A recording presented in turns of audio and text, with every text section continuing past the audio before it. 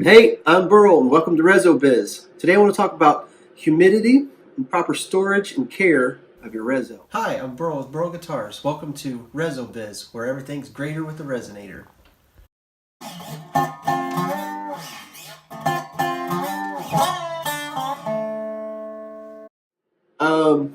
Humidity.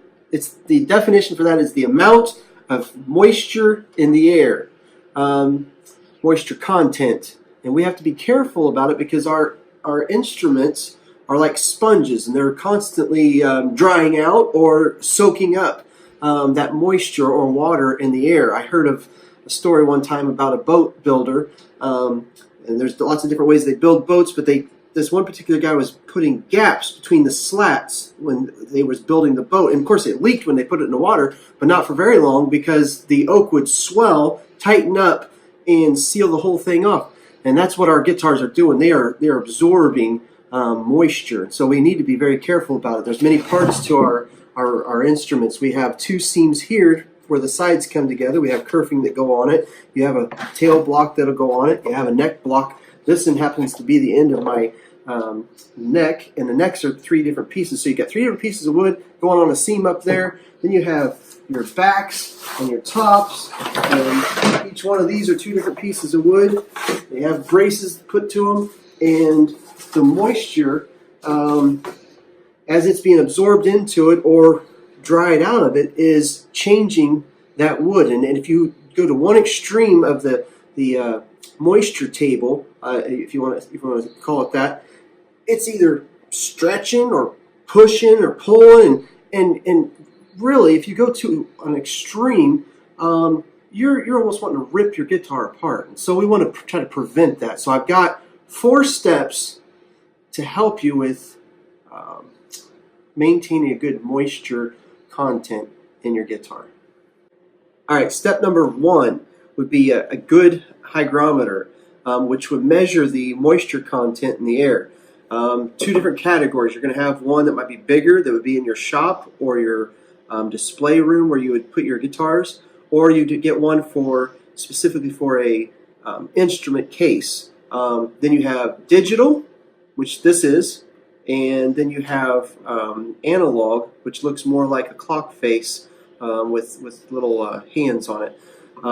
Those are said to be a little bit more accurate. D'Addario also has a Humiditrack.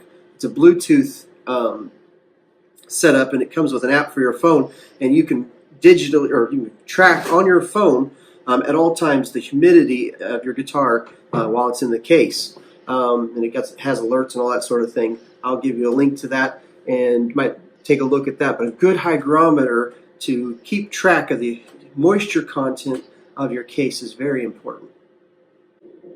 Step number 2, we need to talk about humidifiers or dehumidifiers. When you have got your hygrometer, what you want to do is keep that instrument as close to 50% as you can. Now you have a little bit of leeway. You can be in between as much as 40 to 60%. As long as you're within that, I think you're safe from destroying or hurting your guitar resonator.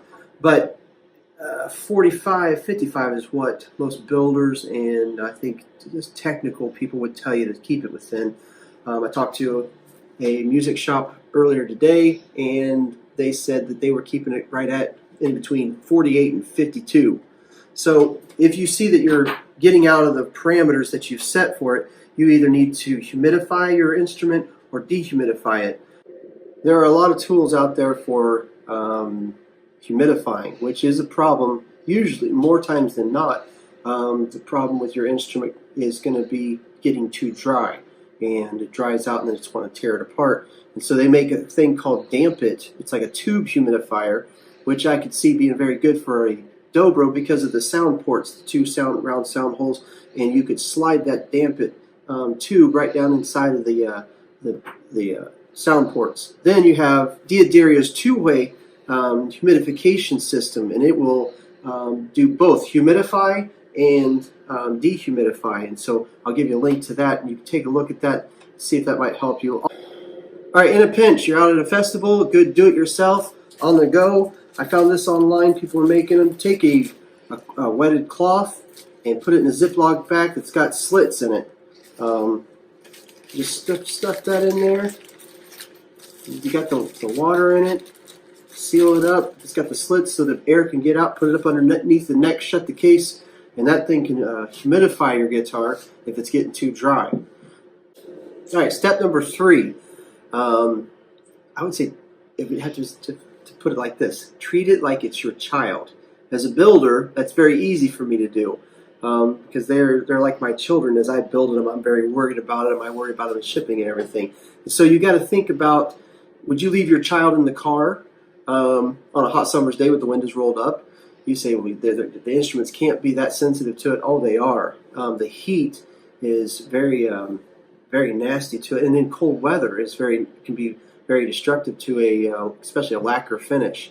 And so if you aren't comfortable with the temperature, the humidity, neither is your instrument.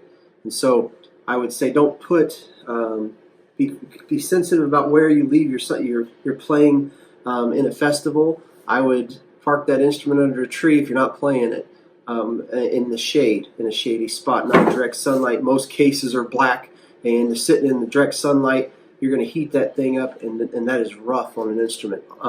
Heat is what we use to soften the glue if we're taking one apart. We don't want to do that. Also, if you're storing it in your house, be careful of storing it in front of a window or beside a window. Think about where the sun will come in at different times of the day. If you have it set so that for 2 or 3 hours of the day the sun's shining on it, you're heating it up. That can be rough, damaging. Sun rays aren't good for it. Also, heat registers in the winter, very dry air coming out of those. You don't want that blowing on your instrument. Do not put it by a fireplace. That is seriously dry heat. Experienced that with a customer. We fixed it for him, but it's just a rough way to go to get to look at the fire and see the guitar there at the same time. Not the right way to go. So be careful where you place it. Treat it like your child. Step 4. This may sound funny, but be patient with your instrument. You say, "Oh, how's that a helpful tip?" You're in a festival setting, and I'm thinking about this because this is where we're going to get exposed to moisture content or humidity levels, and it's very humid out. You're playing, you're dripping sweat, and it's just hot out. It's muggy. Your pants are sticking to you. Guess what? Your instrument is just absorbing tons of moisture, and it will change once the humidity level goes up on the wood. It will change the sound of your guitar. It'll start sounding thuddy. You're playing, and it's not sounding like you're used to playing. Instead of wanting to throw it away, sell it, spend a whole bunch of money on a brand new setup on it, take time, slow down, think about the situation that you're playing in and the elements you've exposed it to, and consider that the humidity definitely makes a big difference on even the way it's going to sound. And so check your humidity level. If it's high, you need to get it to dry out, and be patient because it don't happen over just a quick 5 minutes or something. It may take a day or so to dry that thing out. So be patient with it. Also, I would say change the strings. Strings don't like humidity or moisture either. Metal and water, well, they don't do real well together. You have corrosion and everything else, and that takes the brightness and the good sound out of your strings. So be patient with it. I hope this has helped you. If it has, don't forget to like and subscribe and comment below. And I do appreciate the comments. People make comments about things that I hadn't thought of, and I learn as well. And so I would appreciate that, and thank you for watching.